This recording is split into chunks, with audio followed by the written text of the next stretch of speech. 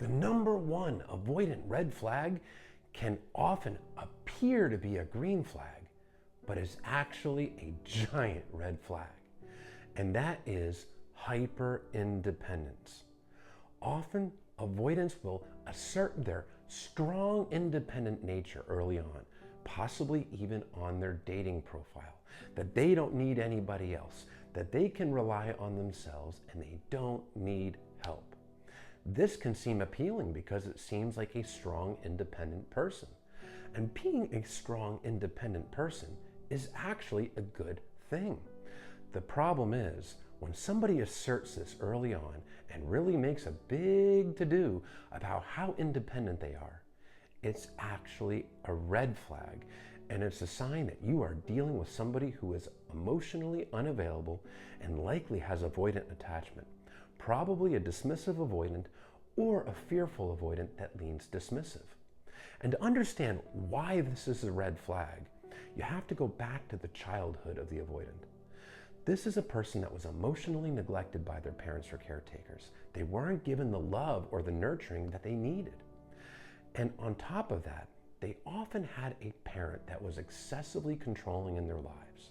A parent that used them as a sounding board, as almost a way for the parent to regulate their own emotions on the child. This is called enmeshment.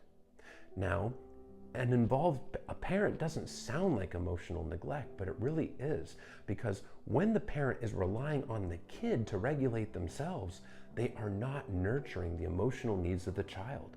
The child is actually getting neglected. So what this causes is a person that learns that if you get close to anybody, that if you rely on somebody for your emotional needs, you're going to lose your independence. You're going to get smothered. So this is a person that learns to become fiercely independent. And they often assert this early on in dating. Again, even possibly on a dating profile, because what they're doing is they're telegraphing their biggest fear, which is losing their independence in a relationship. Now, they also associate losing their independence with emotional abandonment. So the fear is that they will lose themselves, lose their autonomy, lose their independence to somebody who's going to figure out that they're unlovable and reject and abandon them. Even asserting basic wants and needs, like, I wish we'd spend more time together. I wish we'd communicate more. That can seem like smothering to the avoidant, because now you're putting expectations on them. They weren't able to meet the expectations of their parents as a child. Well, now even the basic expectations, it feels smothering. It makes them feel like they're losing their independence, and it makes them feel like they need to run from their relationship, because even the smallest basic wants and needs can threaten that sense of independence. A healthy adult should be an independent person. It's not that being independent is bad. But a secure, healthy adult does not feel the need to assert that independence, because it should be a given. It's kind of like saying, hey, I pay my bills. Well, of course, you should pay your bills, just like you should be an independent, healthy, functioning adult. It is the insecure avoidant that is full of fear that feels the need to assert that independence. So it can seem like a green flag, but it's actually a massive red flag when someone makes a big deal about fiercely independent, hyper independent, strong independent person, that they don't rely on anybody else.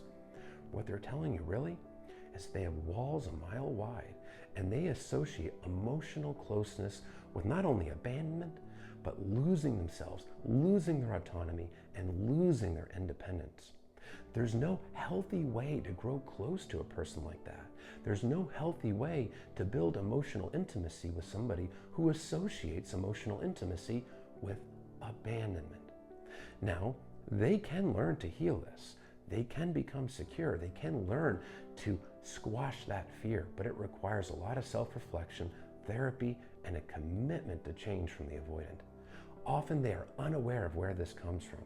And as long as they remain unaware, unwilling to self-reflect, unwilling to really work on themselves, Every time a relationship gets close in a healthy way, this will trigger the fears of this person, and they will feel like they're losing themselves, they're losing their autonomy. They will pull away, distance, and run from a relationship, possibly even discarding a partner out of the blue. When somebody shows their strong independence early on, pay attention, because it really is likely an avoidant red flag.